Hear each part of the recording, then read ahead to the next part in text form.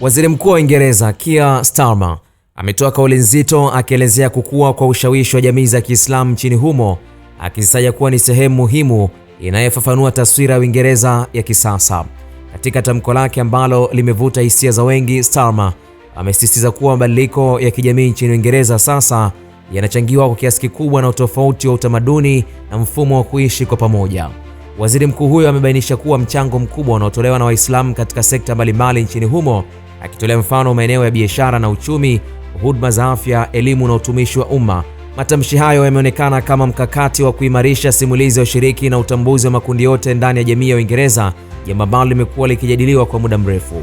Mjadala huu umerejesha tena katika mstari wa mbele mazungumzo kuhusu utambulisho wa kitaifa, umoja na uwakilishi wa kidini katika mataifa ya Magharibi. Khalid Omar, Kishki TV. Kishki TV, nuru ya dini yako.